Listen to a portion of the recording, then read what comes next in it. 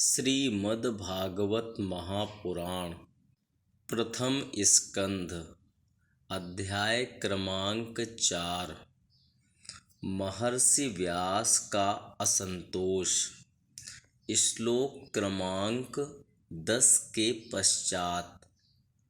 नमन्ते यत्पादनिकेतमात्मनः शिवाय हानीय धनानि शत्रवः कथं स वीरः श्रियमंग दुस्त्यजाम् युवैषतोत्स्रष्टुमहो सहासुभिः शिवाय लोकस्य भवाय भूतये स उत्तम श्लोकपरायणा जनाः जीवन्ति नात्मार्थमसौ पराश्रयं मुमोच निर्वित्त कुतः कलेवरं तत्सर्वं नः समाचक्ष्व पृष्टो यदि किंचन मन्ये त्वां विषये वाचां स्नातमन्यत्र छान्दसात्। सूत उवाच द्वापरे समनुप्राप्ते तृतीये युगपर्यये जातः पराशराद्योगी वासव्यां कलया हरेः स कदाचित् सरस्वत्या उपस्पृश्य जलं शुचिः विविक्तदेश आसीन उदिते रविमण्डले परावरज्ञः सऋषिः कालेनाव्यक्तरंहसा युगधर्मव्यतिकरं प्राप्तं भुवि युगे युगे भौतिकानां च भावानां शक्तिह्रासं च तत्कृतम् अश्रद्धानान्निः सत्त्वान् दुर्मेधान् रसितायुषः दुर्भगांश्च जनान् वीक्ष्य मुनिर्दिव्येन चक्षुषा सर्ववर्णाश्रमाणां यद्यो हितममोघदृक् चातुर्होत्रं कर्मशुद्धं प्रजानां वीक्ष्य वैदिकं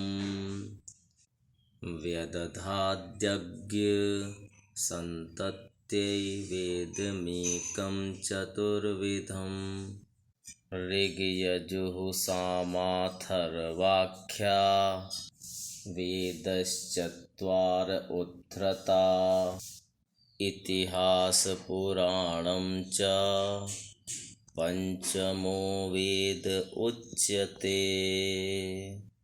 शत्रुगण अपने भले के लिए बहुत सा धन लाकर उनके चरण रखने की चौकी को नमस्कार करते थे। वे एक वीर युवक थे।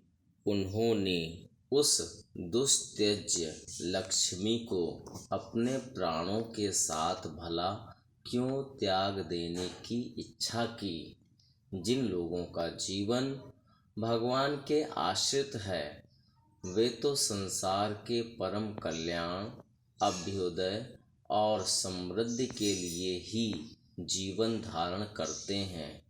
उसमें उनका अपना कोई स्वार्थ नहीं होता। उनका शरीर तो दूसरों के हित के लिए था। उन्होंने विरक्त होकर उसका परित्याग क्यों किया। वेदवाणी को छोड़कर अन्य समस्त शास्त्रों के आप पारदर्शी विद्वान हैं। सूत जी, इसलिए इस समय जो कुछ हमने आपसे पूछा है वह सब कृपा करके हमें कहिए। सूत जी ने कहा, इस वर्तमान चतुर्युगी के तीसरे युग द्वापर में महर्षि पराशर के द्वारा वसु कन्या सत्यव्रती के गर्भ से भगवान के कलावतार योगीराज व्यास जी का जन्म हुआ। एक दिन वे सूर्योदय के समय सरस्वती के पवित्र जल में स्नानादि करके एकांत पवित्र स्थान पर बैठे हुए थे। महर्षि भूत और भविष्य को जानते थे। उनकी दृष्टि अचूक थी। उन्होंने देखा कि जिसको लोग जान नहीं पाते, ऐसे समय के फेर से प्रत्येक युग में धर्म संकरता और उसके प्रभाव से भौतिक वस्तुओं की भी शक्ति का ह्रास होता रहता है। संसार के लोग श्रद्धाहीन और शक्ति रहित हो जाते हैं। उनकी बुद्धि कर्तव्य का ठीक ठीक निर्णय नहीं कर पाती और आयु भी कम हो जाती है। लोगों की इस भाग्यहीनता को देखकर उन मुनीश्वर ने अपनी दिव्य दृष्टि से समस्त वर्णों और आश्रमों का हित कैसे हो, इस पर विचार किया। उन्होंने सोचा कि वेदोक्त चातुर्होत्र कर्म लोगों का हृदय शुद्ध करने वाला है। इस दृष्टि से यज्ञों का विस्तार करने के लिए उन्होंने एक ही वेद के 4 विभाग कर दिए। व्यास जी के द्वारा ऋक्, यजुः, साम और अथर्व, इन 4 वेदों का उद्धार पृथक्करण हुआ। इतिहास और पुराणों को 5वां वेद कहा जाता है।